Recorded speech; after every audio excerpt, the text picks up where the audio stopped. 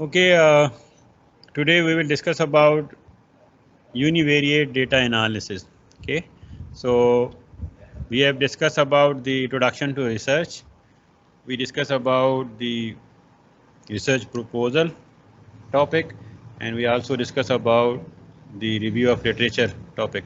Now, when you are doing your case study project, you know how to conduct your review of literature, and then the next step in any research is to do analysis. Okay, so in this lecture we will discuss about different types of univariate data analysis. Okay, so we have different types of data analysis. We have univariate data analysis, we have bivariate data analysis, and we have multivariate data analysis.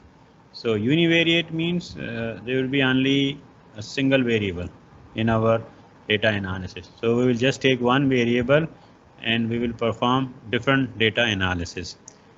And if you have two variables and you are doing analysis, that would be a bivariate data analysis. And when you have more than two variables that are involved in your data analysis, that would be multivariate data analysis.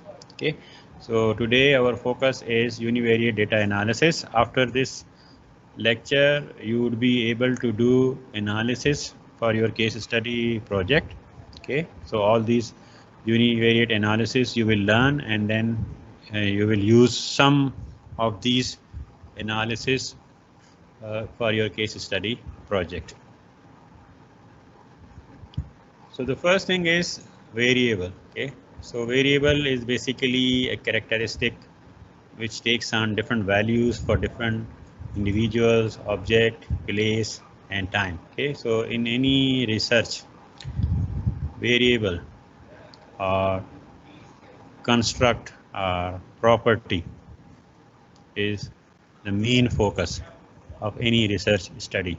Okay, and we look at the behavior of that variable and we make analysis for such variables. Okay, and as is clear from the name, will take different values for different individuals. Income is a variable, uh, price is a variable because it takes different values for different objects, and profit is a variable because it has different values for different firm. Then temperature is a variable because it has different value for different places and also for different time. You can see that morning temperature is different, afternoon temperature is different, evening temperature is different. So all these are variables. We have economic variables, cost is a variable, utility is a variable. So we have different types of variables. And then we have dependent variable and independent variable. So dependent variable is basically a variable which depends on other variable. So the value of the dependent variables depends on other variables. Then we have independent variables that are basically the cause variable, and dependent variable is the effect variable. For example, cause and effect. So if we have data on the weight of father, and if we have data on the weight of child, you see the weight of child depends on the weight of parent, no? Father and mother. Weight of father and mother will not depend on the weight of uh, child. Or if we take the values for height of father and height of son, or height of mother, height of son. So the height of son depends on the height of father. So we will say that the height of father is a cause variable and height of son is the effect variable. So you can see that those with whose father's height is more, normally their children height is also more. Those whose parent weight is more, normally their children weight is also more. This is case. So cause and effect. So it means height of son, height of daughter. This depends on the height of parent, or weight of children depends on weight of parent. Then we assign scales to the variables. So we have different scales of measurement. We have 4 basically levels of the measurement scale. We have nominal scale, and we have ordinal scale, that are discrete scale, and then in continuous scale we have interval scale and ratio scale. So we have 2 general classification of scales of measurement, and within these 2 general classification we have further 2. So there are total 4 classification, okay, in scales of measurement. Now we have sir कुछ students lobby में wait कर रहे हैं, please उनको add कर लें.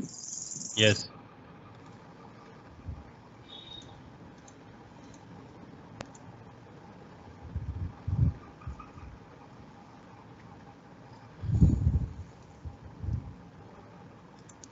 Okay, so nominal scale means it will just be, it is a variable which has only names, no? So that would be a nominal scale. If I take the name of all name of the class students, so it will be a nominal variable. So each student has a different name. Then we have ordinal, then we have the level. Okay, just like we say that lower class, middle class, high class, so we give some level, some, just like we say that this is the first division, second division, third division, or we say grade A, B, C, D, just like grades. So these are all ordinal variables. Okay, then we have in continuous scale we have interval scale and ratio scale. So interval scale, sir nominal दोबारा बता दो जी. Nominal mean name, no? This variable contain the name, nominal scale. Yes, name. सारे student जो हैं हमारी class के उसके name है, तो ये नॉमिनल है ना. कुछ हमारा वेरिएबल होते हैं जिनमें सिर्फ नेम होता है ना. कुछ वेरिएबल होते हैं जिसमें ऑर्डरिंग होती है. एक ऑर्डरिंग से स्केल ऑफ मेजरमेंट होता है. कुछ एक स्केल ऑफ मेजरमेंट होता है जिसमें हमारे पास कंटिन्यूस स्केल है, where we have interval and some case we have ratio, no. So interval जो स्केल ऑफ मेजरमेंट है, we don't have any zero starting point. For example temperature जो है उसका जो है वो ज़ीरो स्टार्टिंग पॉइंट नहीं है. ये जो हम कहते हैं ना कि 0 डिग्री है, ये तो हमने बनाया हुआ है ना कि ये 0 डिग्री, लेकिन इसका कोई जो उसका जो 0 डिग्री से लेके 10 तक और 10 डिग्री से लेके 20 तक, ये जो डिफरेंस है, हम ये नहीं कह सकते कि जो 20 डिग्री है वो 10 डिग्री का ट्वाइस हॉट है, या जो 30 डिग्री है वो 3 टाइम, इस तरह नहीं है ना. So because we don't have zero starting point. इसी तरह ईयर है, ईयर का कोई जो है वो स्टार्टिंग पॉइंट नहीं है हमारे पास. हमने जैसे ईयर बना लिए हैं ना, 2020 हमने कह दिया, तो 2020 साल हो गए हैं, तो ये हमने स्टार्टिंग पॉइंट खुद बनाया है ना, किसी चीज़ को रेफरेंस लेके. तो ये तो नहीं कह सकते ना कि ये 2020 साल ही हैं, इससे पहले कुछ नहीं है, इससे पहले भी कुछ होगा ना. That's why. So in case of interval scale we don't have any zero. But जो रेशो स्केल है उसमें हमारे पास स्टार्टिंग पॉइंट 0 वो डिफाइन होता है। जिस तरह मैं कह दूं कि प्राइस ऑफ बुक जो है तो फ्री में मिल गई तो 0 उसकी प्राइस है, या उसकी 10 रुपीज़ प्राइस है, या 100 रुपीज़ प्राइस है, या 1000 रुपीज़ प्राइस है। तो रियलिटी में जो इंटरवल स्केल है वो it's very rare to exist. हमारे पास जो है वो रेशो स्केल है, हमारे पास ऑर्डिनल स्केल है और हमारे पास नॉमिनल स्केल है। Okay, then on these variable we get data. Okay, so basically we have variable, and when we get the actual values for on those variable then we will get data. इस like मैंने कह दिया कि तो एक variable हमारा name है, nominal variable है। अब मैंने सारे क्लास के स्टूडेंट का नेम का डेटा जमा कर दिया तो मेरे पास जो है वो 30 स्टूडेंट के नेम आ गया, तो that would be a data ना। तो वेरिएबल जो है वो एक नॉमिनल वेरिएबल है नेम, और उस पर हमें 30 स्टूडेंट के नेम का डेटा है।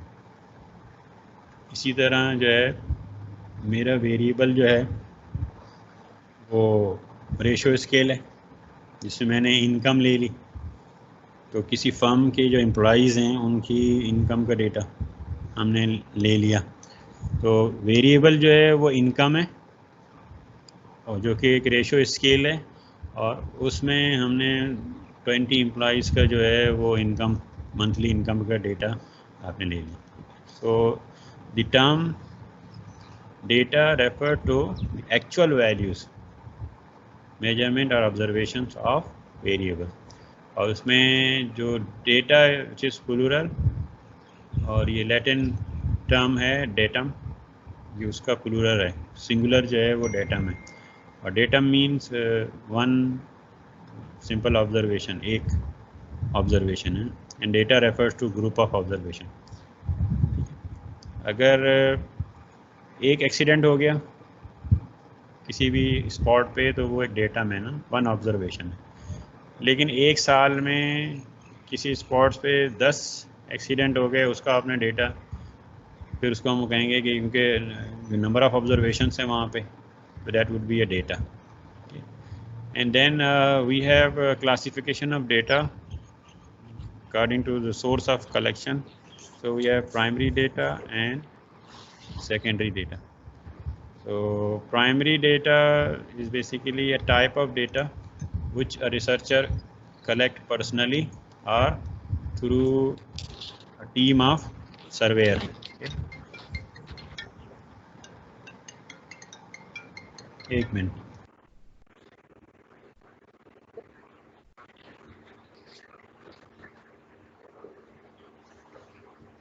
सर जी बोलें।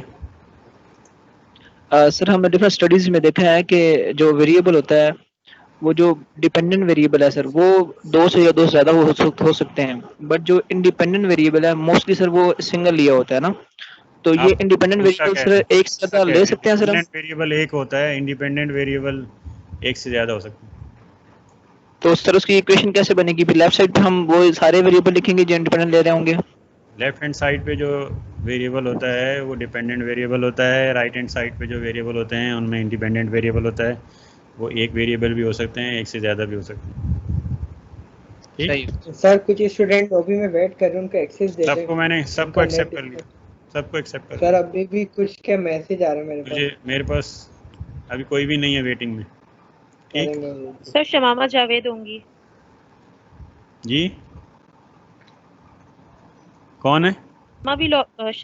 शमामा भी लॉबी में होंगी सर। कोई भी नहीं है सर लॉबी में, मोहम्मद फैजान भी होंगे। कोई भी नहीं है इस वक्त लॉबी में, सब एक्सेप्ट हो गए। ठीक है, चलें। तो on the basis of source of जो कलेक्शन है we have primary data and secondary data. So primary data is basically a data which a researcher collect personally or through a team of surveyor.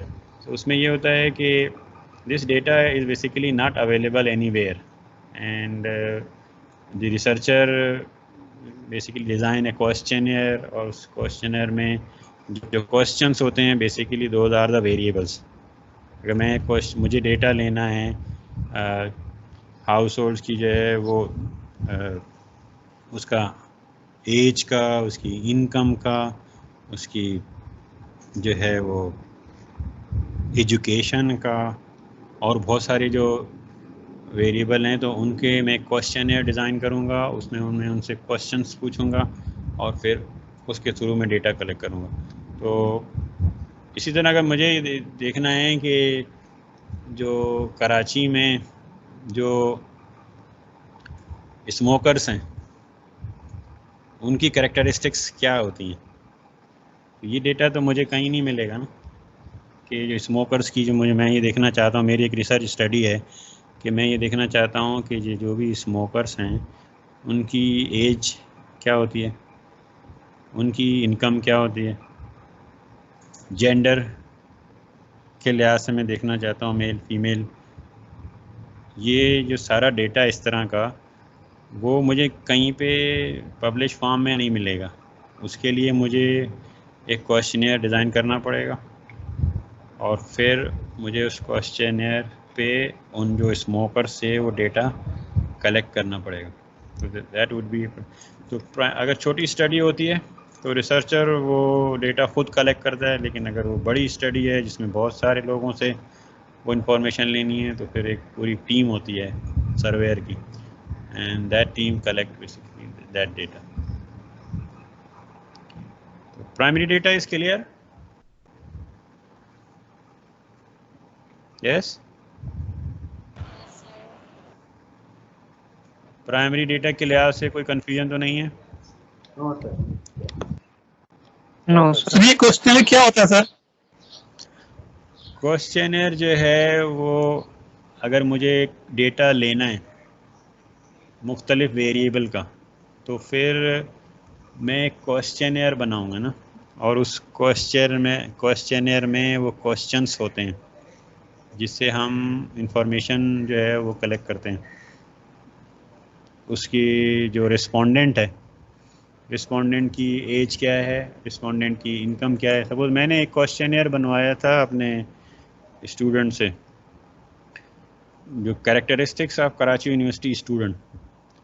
अगर हमें data लेना है कि Karachi university के जो student हैं उनकी क्या कैरेक्टरिस्टिक्स हैं, तो वो डेटा मुझे कहीं नहीं मिलेगा।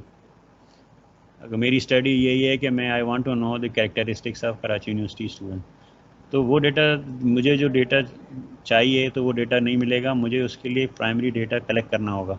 अब मुझे प्राइमरी डेटा कलेक्ट करने के लिए मुझे एक क्वेश्चनर जो है वो डिज़ाइन करना होगा। तो आपके ख्याल में हमें कौन कौन से क्वेश्चंस पूछने चाहिए? Yes, any question? कोई बताया मुझे उस क्वेश्चनर में कौन से क्वेश्चन डालने चाहिए जिससे हमें कराची यूनिवर्सिटी के जो स्टूडेंट हैं उनकी कैरेक्टरिस्टिक्स पता चले। Sir job related question department और हाँ, एज ये हम पूछ सकते हैं कि आप जो है वो जॉब करते हैं या नहीं करते। अगर करते हैं तो किस किस्म की जॉब करते हैं, ताकि हमें पता चल जाए कराची यूनिवर्सिटी के स्टूडेंट वो किस किस्म की जॉब करते हैं, कितने स्टूडेंट, कितना प्रोपोर्शन स्टूडेंट है जो जॉब करता है, और कितना जो है वो परसेंटेज जो है जॉब नहीं रिलीजन के पर्सपेक्टिव से डाल सकते हैं। हाँ, कितने रिलीजन percent non- कितने आवर्स स्टडी कितने आवर्स स्टडी करते हैं रोजाना? हाँ, कितने Daily आवर कितने जो hours है study वो स्टडी करते हैं, कितने आवर जो है वो इंटरनेट यूज़ करते हैं। तो इंटरनेट अगर यूज़ करते हैं तो वो क्या यूज़ करते हैं, फेसबुक यूज़ कितना आवर करते हैं, टाइमिंग सोशल मीडिया पे कितना टाइम कैंटीन देते कितनी हैं। देर के लिए जाते हैं और क्या खाते हैं? हाँ, कैंटीन का यूजेज, ठीक है। और कौन से क्वेश्चन? लाइब्रेरी यूजेज, लाइब्रेरी, तो देखे ना ये सारा जो है लाइब्रेरी कितना टाइम वो बैठते हैं, तो ये वेरिएबल है ना। एक स्टूडेंट जो है 1 घंटा बैठता है, 1 घंटा, एक दूसरा स्टूडेंट जो है वो आधा घंटा बैठता है, तीसरा स्टूडेंट लाइब्रेरी जाता ही नहीं है। तो वो सारा डेटा हमें मिल जाएगा ना कि कराची यूनिवर्सिटी के स्टूडेंट जो है उसका लाइब्रेरी यूजेज का डेटा ये है, कराची यूनिवर्सिटी के स्टूडेंट जो हैं उनकी एज का डेटा ये है, तो हमें पता चल जाएगा। इसी तरह हाइट का डेटा हम ले सकते हैं स्टूडेंट का, हम उसकी जो है वो वेट का डेटा ले सकते हैं, ठीक है। सर और डिपार्टमेंट वाइज भी दे सकते हैं, डिपार्टमेंट भी चेक कर सकते हैं। हम उसका डिपार्टमेंट ले लेंगे। हम ये भी कह सकते हैं कि गर्ल्स वो बॉयज का रेशियो सर। हाँ जेंडर का हम डेटा ले सकते हैं। फिर हम वो ले सकते हैं ना कि वो उसकी पॉकेट मनी कितनी है, पॉकेट मनी का भी तो डेटा ले सकते हैं। जी सर। अंदाज़न आपके ख्याल में पॉकेट मनी कितनी होगी? कितने स्टूडेंट जो है वो ट्रांसपोर्ट पॉइंट से आते हैं और कितना पब्लिक ट्रांसपोर्ट हाँ से आते हैं। ट्रांसपोर्ट, ये भी एक हमें डेटा चाहिए होगा कि भाई वो किस तरह मोड्स ऑफ जो ट्रांसपोर्टेशन वो क्या यूज़ करता है। वो अपनी पर्सनल कार में आता है, वो बस में आता है, वो जो वैन में आता है, तो वो भी हमें पता चले ना, बाइक पे आता है, क्या आता है। और कौन से क्वेश्चंस जो हैं इम्पोर्टेंट? कितने स्टूडेंट्स जी? मोबाइल यूज करते हैं? सर कितने? कौन बाय वर्क डिपार्टमेंट तक आता है? क्या चीज़?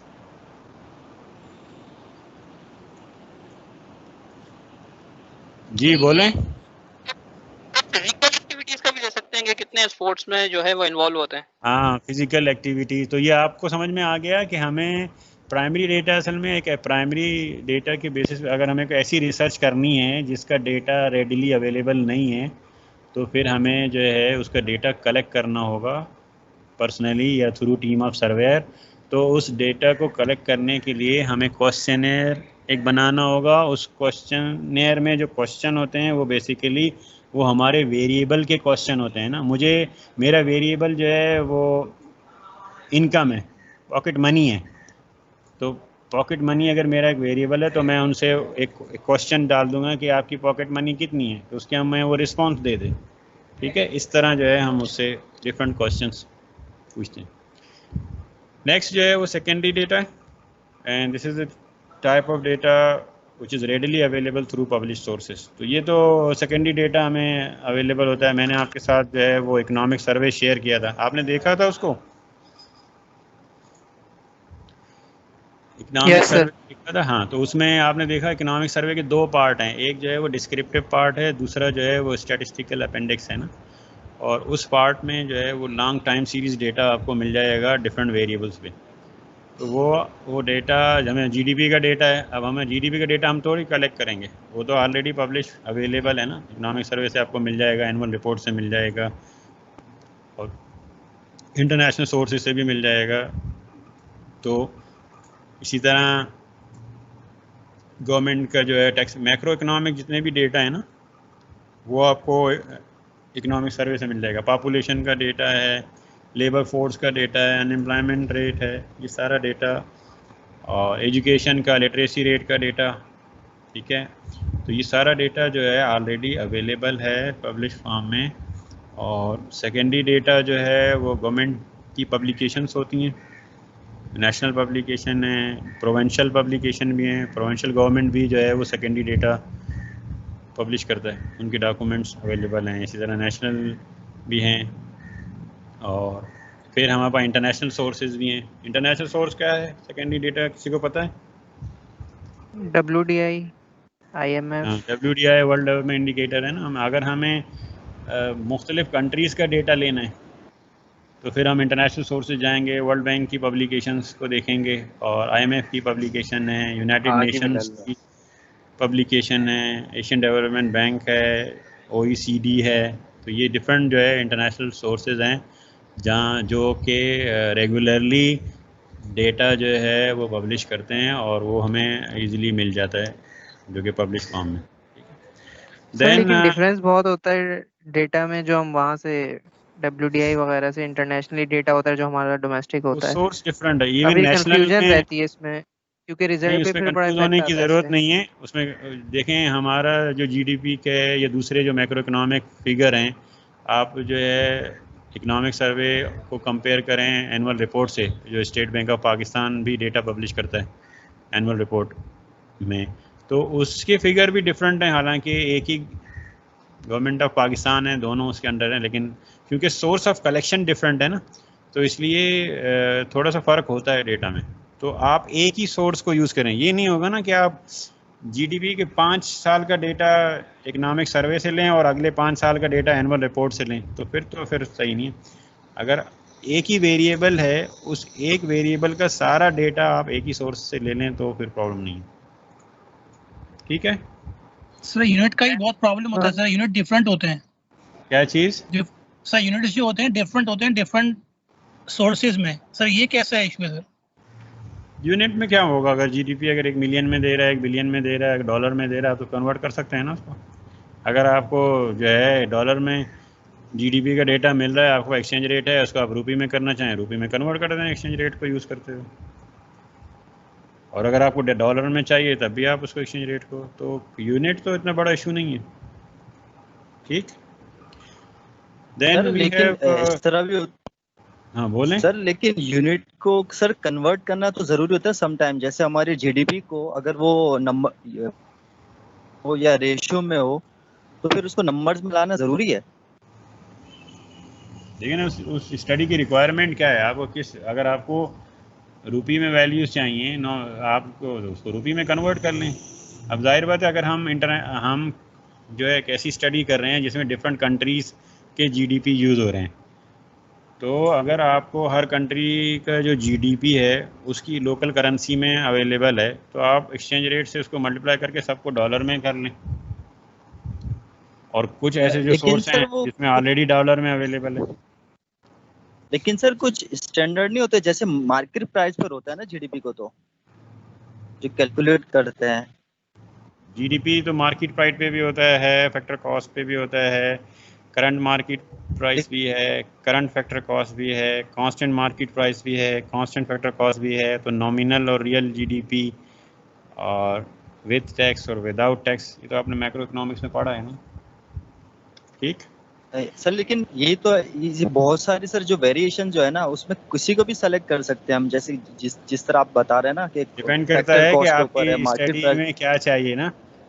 हम इकोनॉमिक्स में जब हम स्टडी करते हैं तो हम रियल वेरिएबल लेते हैं ना, कांस्टेंट प्राइसेस वाली लेते हैं।